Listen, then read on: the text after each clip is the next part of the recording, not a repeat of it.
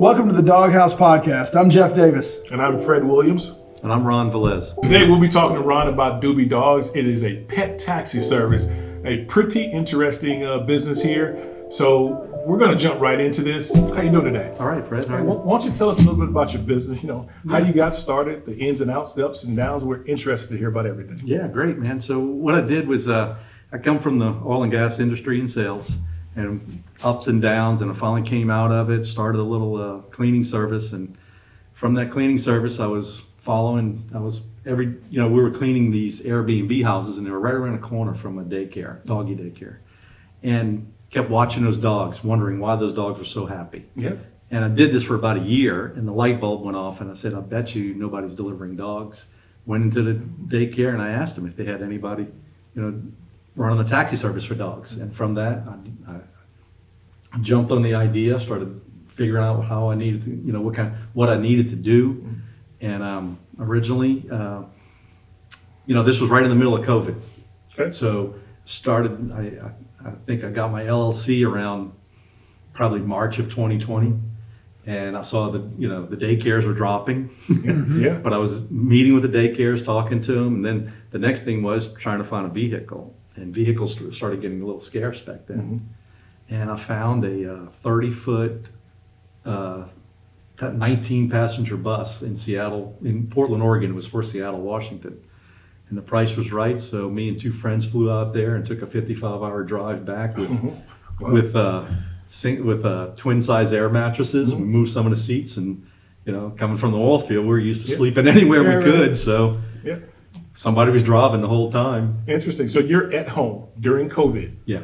And you have this idea. There's a lull in the market, and you just want to seize that opportunity. Exactly. You alone? Did you and your buddies talk about this, or was this just you by yourself? No, I brought it up to my wife, and she immediately said it was a stupid idea.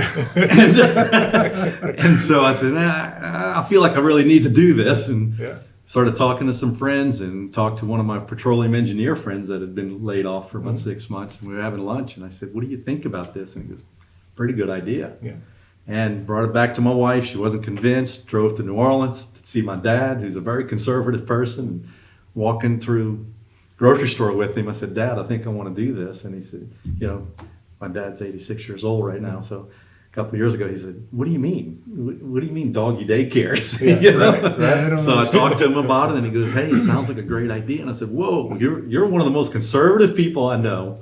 You don't gamble, you don't do things like that. And you tell him, he goes, hey, what you gonna lose? Yeah. And so I started figuring out how to do it, and that's where we came out. And so our grand opening we did in Memorial Park. It was around September of 2020. Mm-hmm. And pretty much I've done some Facebook advertising, social media advertising, but I get probably 95% of my business comes from you guys, like the daycares. Mm-hmm, mm-hmm. I keep my business cards there, the flyers, and so people still say, "What do you do?" I said, "I'm a dog taxi." Yeah. I got kennels in my van, and they're very secure, Roughland kennel, one-piece molded plastic, designed for transportation, and I come and pick your dog up, take him to daycare, take him to vet visits, pretty much wherever it needs to go. And I can just imagine your day is just relaxing, because animals just, put a smile on all our faces, Bingo. Right? So there's no stress. It's just loving on the pets, taking them where they need to go, getting them there safely. Yeah. In fact, it's fun because when I go to the daycares, I hear the chaos in the daycares with the dogs. Absolutely, all the barking, And as soon as I pick those dogs up, I don't even hear them because I think they're relaxed. They've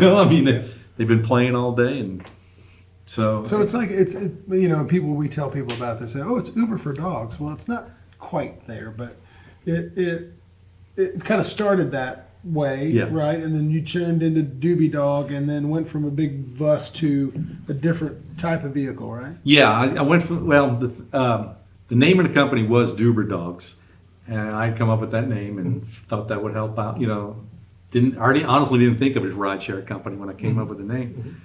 And I had my bus wrapped, everything was good.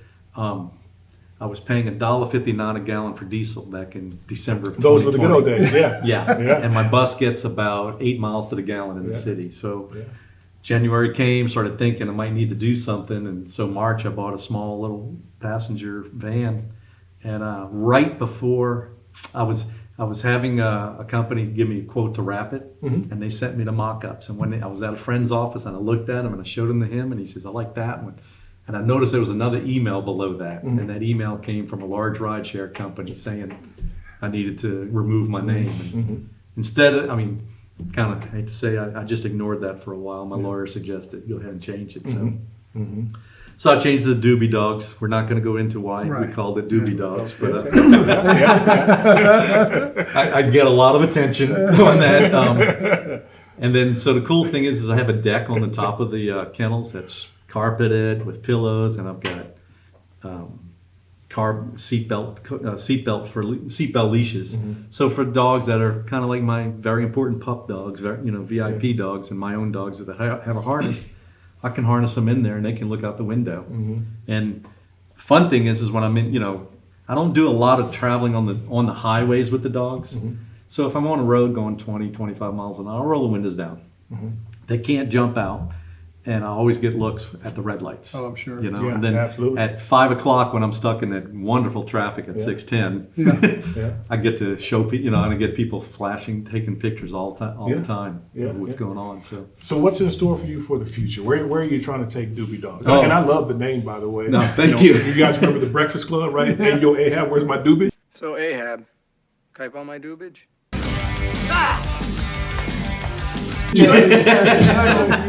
Famous quote. But tell us where you're trying to go with So I've been, I want to make, I want to take it, of course, all over Houston, but I want to expand it. One of my clients works for a large company, and she's brought it to them about investing, and we're looking at, I haven't sat down with them, I've been discussing it with her, and we're looking at putting a bunch of vans on the road, hopefully, I would say probably in the next 6 to 8 months, and covering 2 cities, Houston and another city, and then going from there, just covering all of Texas and going further. So we're in order for me to do that, I have to have an app built that would be able to where you put it in there, and it'll come and pick you up. And the cool thing about the app, the rescue groups will be able to use that too, because the rescue groups call us all the time, but it's just me, and a lot of them want me to go far distance, and I can't do that because if I've committed to picking your dog up and bringing it home at 6 o'clock, I'm not going to take a trip 100, 200 miles out of town in the middle of the day. Even though I might not be doing anything, I'm not going to make that trip because anything can happen. But it seems to be one or the other, because I was going to ask, and we'll get to this in a second, who else is doing this, number one, but what we see, because we do have involved in a rescue organization, and we do send dogs across the country, right? And there are organizations, and that's just what they do. They do long distance transport. But I have yet to meet anybody that's doing what you're doing. Right. So far, the only people that I know doing are mostly like the dog walkers and dog petters, dog sitting services, and they're good. I mean, they call themselves a pet taxi. Most of them are putting the dog in the back seat of the car, which. That's fine if you strap them in, but we're in Houston. I'm kind of superstitious, so I'm not going to say if, or I say it will happen to me one day that I have the situation, and these kennels that we have, I'm also a distributor for the kennels because when I had to buy my first order, I had to buy 30 of them for my bus, and nobody could give me a discount, so I became a dealer. And they're a remarkable kennel. They really are. The guys that do bird hunting, that have spaniels and those type of dogs, they love these kennels. People that have dogs that chew a metal kennel or chew a plastic kennel, they like these because there's nothing to chew on there. And then also the transportation. So I try to keep it as safe as possible. Always safety first when it comes to the pets. Yeah.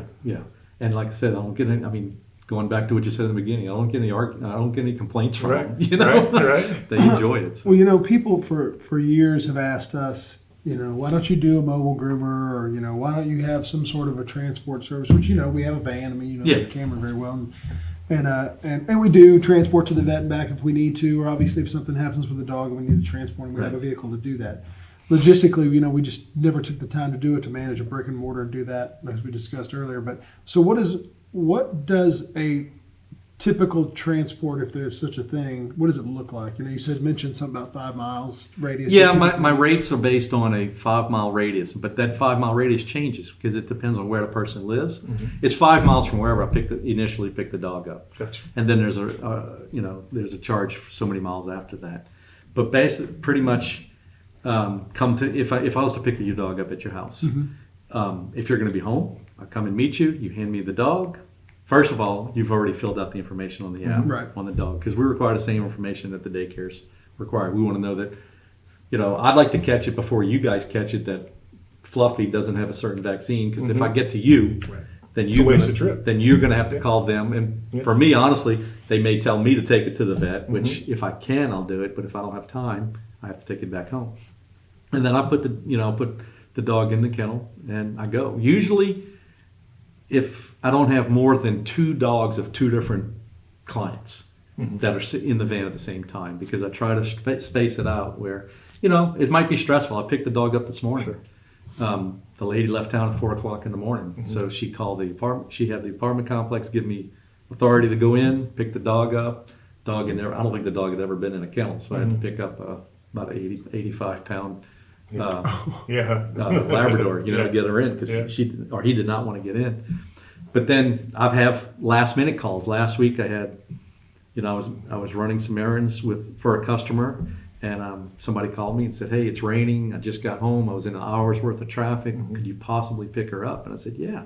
Looked down. I said, "I'm actually 7 minutes away, so not a problem." So I do the last minute things. It's hard to do the last minute things if I got a schedule, and there is an additional fee for that if I have the schedule. If I'm trying to fit it in. Yeah, well, you and I had an interaction with a client just a few weeks ago with the lady that was pregnant and just had a baby actually, and the dog was with us. We had a concern, so did she, but it wasn't life threatening. Right. But you came and picked it up on Friday, took it to the vet, and brought it back. And which was pretty convenient. So if you run, let's just say I said, "Hey, Ron, I want you to pick my dog up Monday, Wednesday, Friday, and take it to daycare, and it's within 5 miles." What does that typically cost? It's $55 round trip. Okay, that's good. Yeah, and then it's $55, and then $32 if it's one way.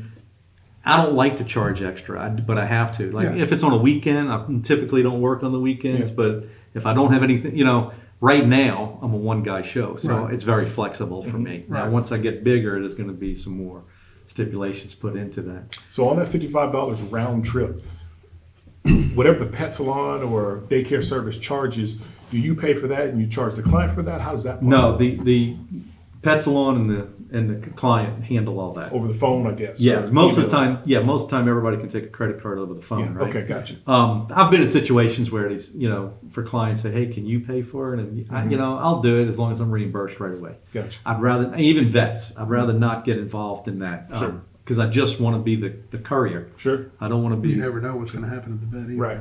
Right. Interesting. Right. So for all the other viewers out there, great business, by the way. Kudos to you for starting this during COVID. Much success to you. But for everybody else out there who's looking and saying, "Hey, that's great. I'd like to get into that."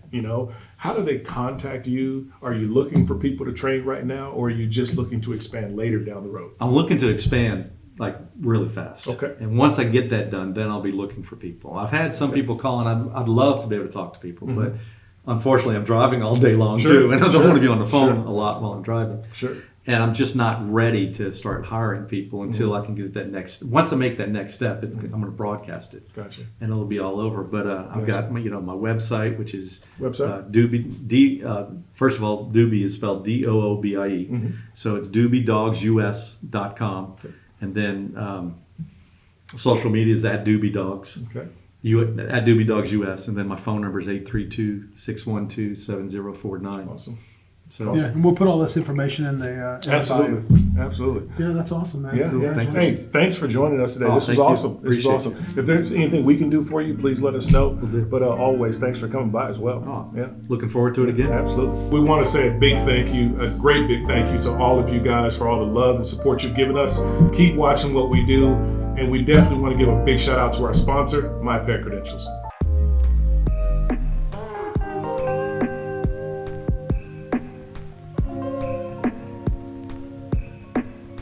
There aren't a lot of tools available to help find your dog, and with My Pet Credentials, it gives me a sure and secure way that I know I'm going to find my dog.